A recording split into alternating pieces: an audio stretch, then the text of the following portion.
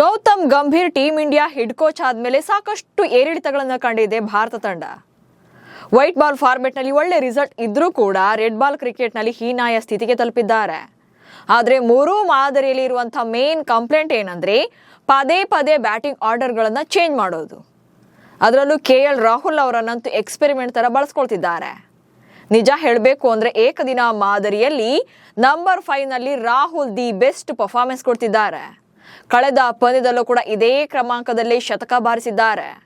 ಹೀಗಾಗಿ ಮಾಜಿ cricketers, cricket experts, ಅಭಿಮಾನಿಗಳು ಕೂಡ ನಂಬರ್ 5 ಬೆಸ್ಟ್ ಅಂತಿದ್ದಾರೆ.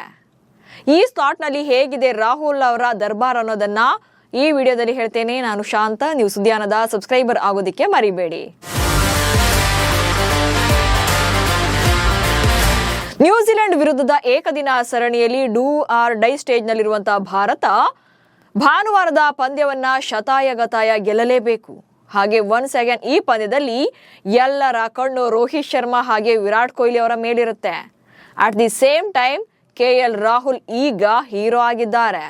ಕಳೆದ 2 ಪಂದ್ಯಗಳಲ್ಲಿ ಭಾರತ ಪರ ಗೇಮ್ ಚೇಂಜಿಂಗ್ ಪರ್ಫಾರ್ಮೆನ್ಸ್ ಅನ್ನ ನೀಡಿರುವಂತಹ KL ಈ ಮ್ಯಾಚ್ ಅಲ್ಲೂ ಕೂಡ ಅಂಥದ್ದೇ ಮ್ಯಾಜಿಕ್ ಮಾಡ್ತಾರಾ ಅಂತ ಎಲ್ಲರೂ ಕಾಯ್ತಾ ಇದ್ದಾರೆ. ಆದ್ರೆ KLಗೆ ಯಾವ ಸ್ಲಾಟ್ ನಲ್ಲಿ ಆಡಿಸ್ತಾರೆ ಅನ್ನೋದೇ ಈಗಿರುವಂತ ಪ್ರಶ್ನೆ.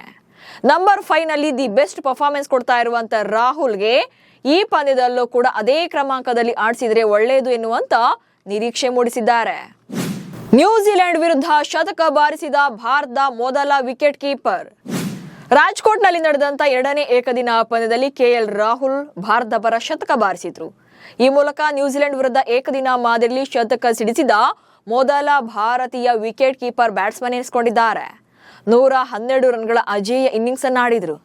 ಆಕ್ಚುಲಿ ಈ ಪಂದ್ಯದಲ್ಲಿ ಶತಕ ಬಾರಿಸಿದ್ರು ಅನ್ನೋದಕ್ಕಿಂತ ನಂಬರ್ 5 ನಲ್ಲೇ ರಾಹುಲ್ ರನ್ನ ಆಡಿಸಿ ಅಂತ ಒತ್ತಾಯ ಕೇಳಿ ಬರ್ತಾ ಇದೆ.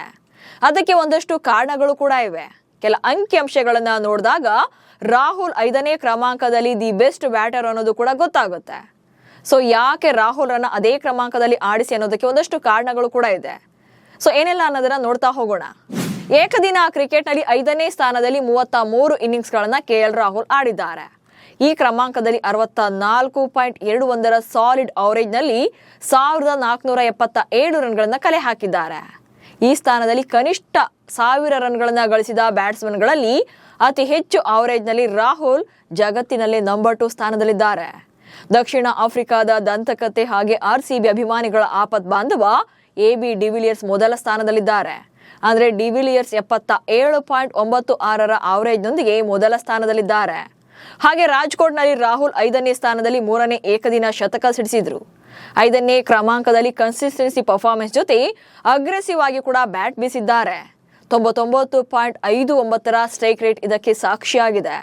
ಹಾಗೆ 45ಕ್ಕೂ ಹೆಚ್ಚು ಸರಾಸರಿ ಹಾಗೆ 95ಕ್ಕೂ ಹೆಚ್ಚು ಸ್ಟ್ರೈಕ್ ರೇಟ್ನೊಂದಿಗೆ 1000ಕ್ಕೂ ಹೆಚ್ಚು ರನ್ ಗಳಿಸಿದ 4 ಬ್ಯಾಟರ್ಗಳಲ್ಲಿ ರಾಹುಲ್ ಕೂಡ ಒಬ್ರು.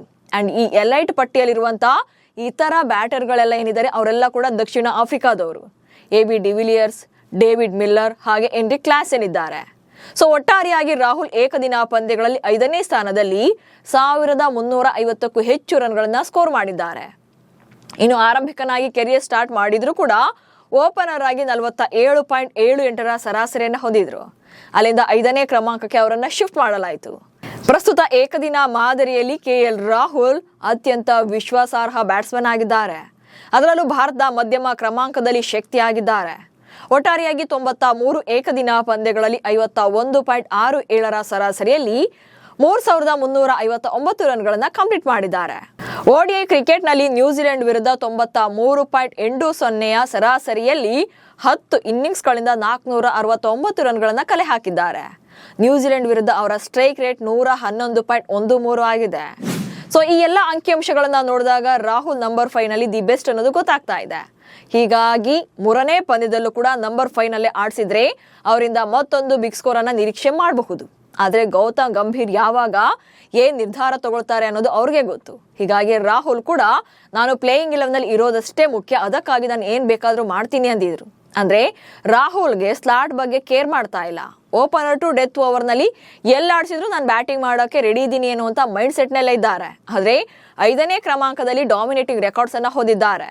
ಭಾರತ ಪಾಲಿಗೆ ರಾಹುಲ್ ನಿಜಕ್ಕೂ ಕೂಡ ಕೊಹಿನೂರ್ ವಜ್ರದಂತಿದ್ದಾರೆ. ಹೀಗಾಗಿ 5ನೇ ಸ್ಥಾನದಲ್ಲಿ ಆಡಿಸಿದ್ರೆ ತಂಡಕ್ಕೂ ಕೂಡ ಬೆಸ್ಟ್ ಅನ್ನೋದು ವಿಶ್ಲೇಷಕರ ವಾದ. ನಮಸ್ಕಾರ.